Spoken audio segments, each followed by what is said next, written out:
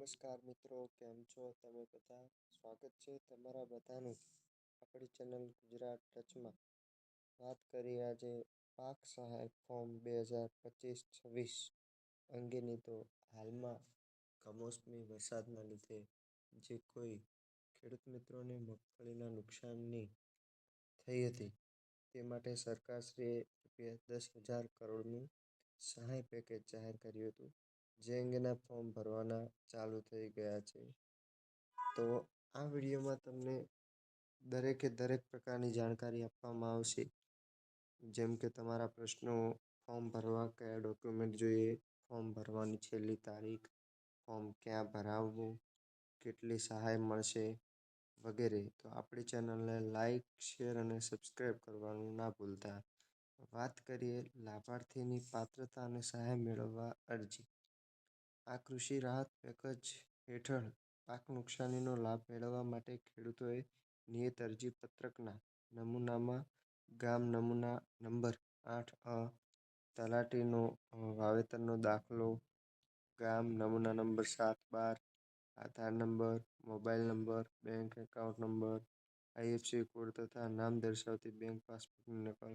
સંયુક્ત ખાતાના કિસ્સામાં સંયુક્ત ખાતેદારો પૈકી એક જ ખાતેદારને લાભ અપાય તે અંગેનો અન્ય ખાતેદારની સહીવાળો ના વાંધા અંગેનો સંમતિપત્ર વગેરે સાધનિક વિગતો સાથે તાલુકા વિકાસ અધિકારી સંબંધ થયેલા નિયત નમૂનામાં કૃષિ રાહત પેકેજ ખેડૂત પોર્ટલ પર VCE-VLE મારફત ઓનલાઈન અરજી કરવાની રહેશે. ખેડૂતોએ આ અરજી કરવા માટે કોઈ નાણું ચૂકવવાનું રહેતું નથી.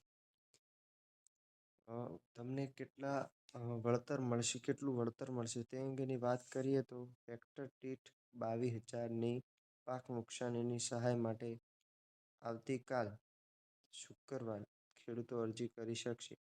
14 નવેમ્બર બપોરે 12 કલાકથી 15 દિવસ અરજી પોર્ટલ કાર્યરત રહેશે. જે પોર્ટલ ગવર્મેન્ટનું છે ખેડૂતનું, ત્યાં પણ ઓનલાઈન અરજી કરી શકાશે અને VCE અને VLE મદદરૂપ થશે. કમોસમી વરસાદથી રાજ્યના 33 જિલ્લાના 251 તાલુકામાં 16,500થી વધુ ગામોના અસરગ્રસ્ત ધરતીપુત્રોની સંવેદના સમજીને જાહેર કરેલા ઉદારતમ સહાય પેકેજનો લાભ મેળવવા માટે 14મી નવેમ્બર શુક્રવાર બપોરે 12 કલાકથી 15 દિવસ સુધી ઓનલાઈન અરજી પોર્ટલ કાર્યરત રહેશે. આ અંગેની જાણકારી જીતુભાઈ વાઘાણીએ પોતાના ટ્વિટર એકાઉન્ટમાં ટ્વીટ કરીને જણાવી હતી.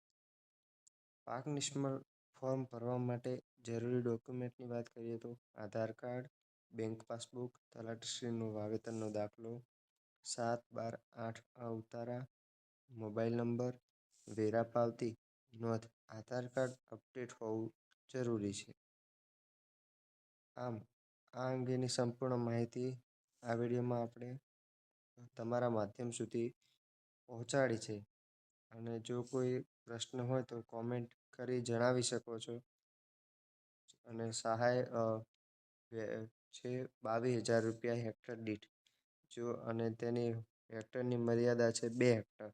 તો તમારે 22 દુ 44,000 રૂપિયા આવી શકે જો 2 હેક્ટર હોય તો.